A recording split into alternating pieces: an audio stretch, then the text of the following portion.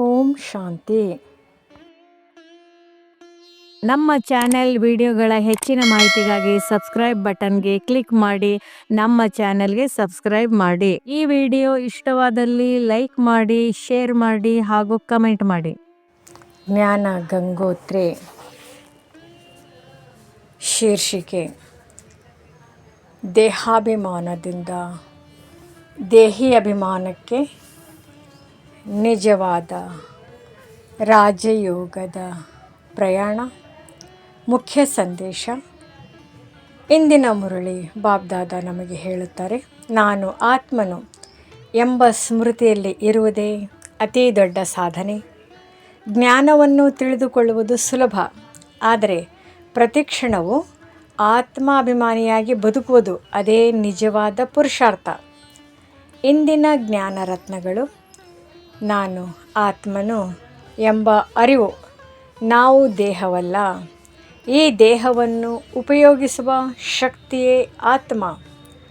ದೇಹ ಬದಲಾಗುತ್ತದೆ, ಹೆಸರು ಬದಲಾಗುತ್ತದೆ, ಸಂಬಂಧಗಳು ಬದಲಾಗುತ್ತವೆ, ಆದರೆ ಆತ್ಮ ಶಾಶ್ವತ.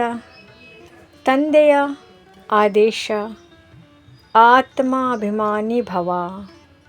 ಬಾಬ್ದಾದ ಹೇಳುತ್ತಾರೆ, ಮಕ್ಕಳೇ, ದೇಹಾಭಿಮಾನವನ್ನು ಬಿಟ್ಟು ಆತ್ಮಾಭಿಮಾನಿಯಾಗಿರಿ. ಈ ಒಂದು ಅಭ್ಯಾಸ ಜೀವನವೇ ಬದಲಾಯಿಸುತ್ತದೆ.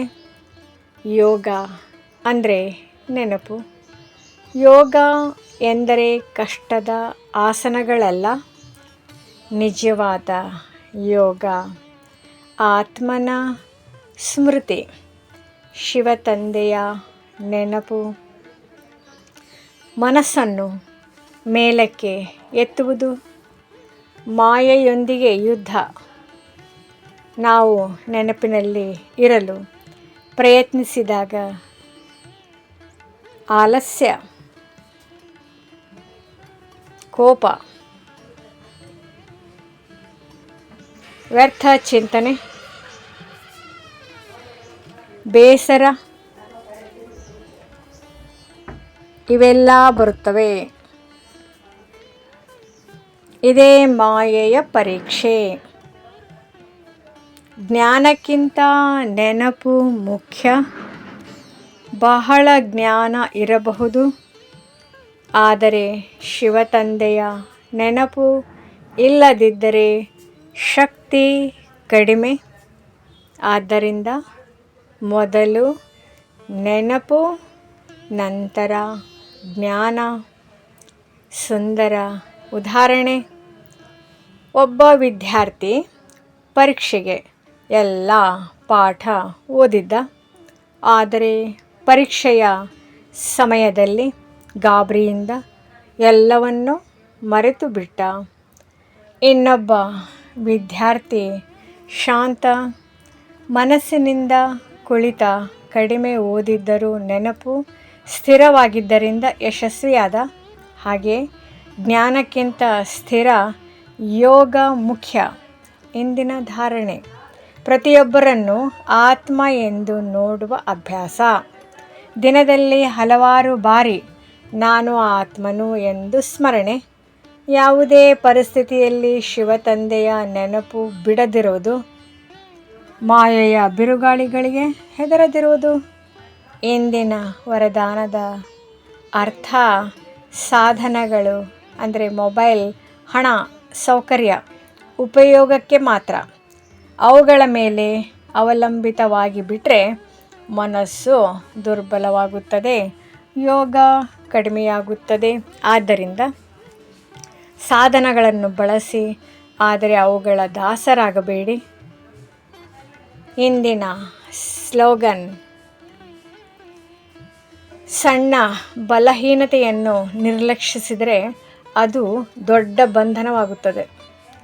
ಅವ್ಯಕ್ತ ಸೂಚನೆ: ಸರಳವಾಗಿ, ಮನಸ್ಸು ಅಲೆದಾಡದಂತೆ ಒಂದೇ ಸ್ಮೃತಿ, ಒಂದೇ ತಂದೆ, ಒಂದೇ ಗುರಿ, ಈ ಸ್ಥಿತಿಯಲ್ಲಿ ಇರಬೇಕು. ಹಾಗಾದರೆ